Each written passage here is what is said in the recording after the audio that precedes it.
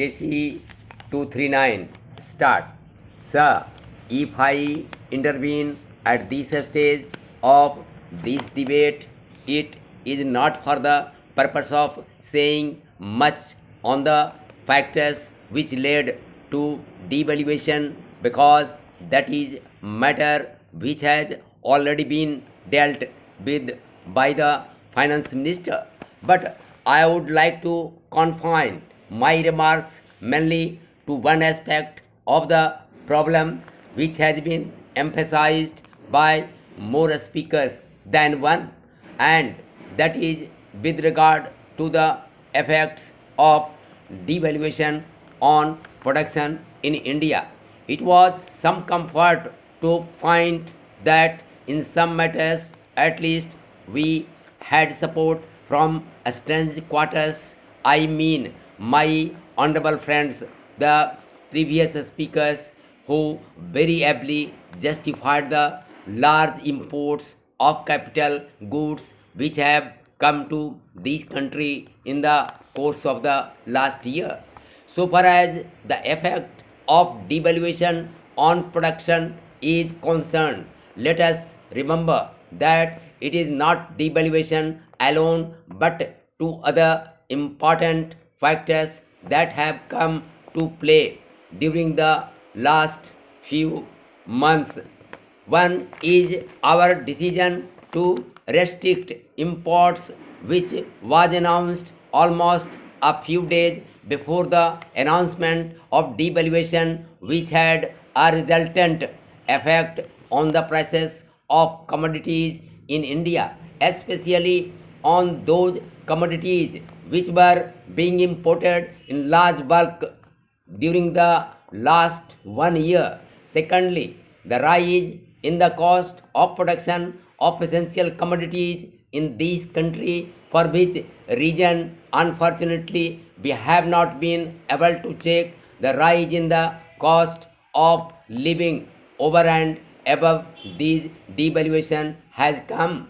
Now, sir, the question which has been asked by many speakers is what steps government proposes to take for the purpose of controlling rise in prices in India and for the purpose of increasing production.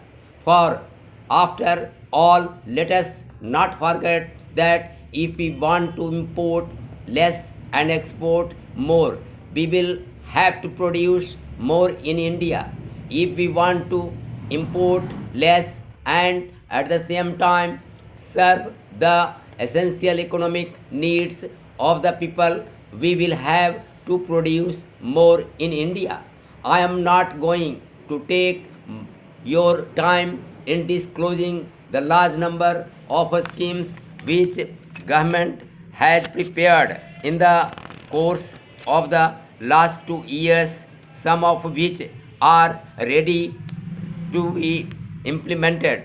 Now, it will be a very serious matter not only for the government but for the House and the country as well if several schemes have to be postponed. One of my honorable friends said in the course of the debate today that many of these schemes are developed in a haphazard manner. I join issue there. We have heard a lot about the need for greater coordination.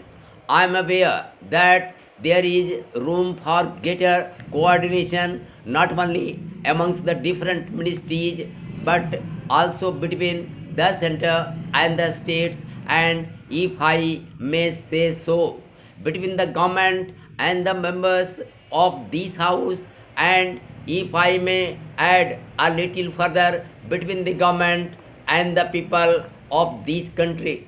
In fact, I feel more and more today that there is considerable cleavage between the government and the people because of lack of information on the part of the people of the steps which government has taken in the course of the last 2 years in spite of tremendous odds and difficulties.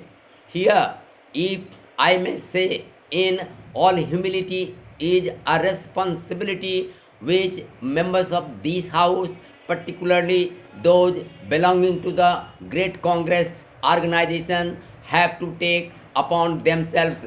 You have to go to the people and have to inspire them to the needs of the situation and to explain to them what government has done, so that you may get the largest possible response from the people.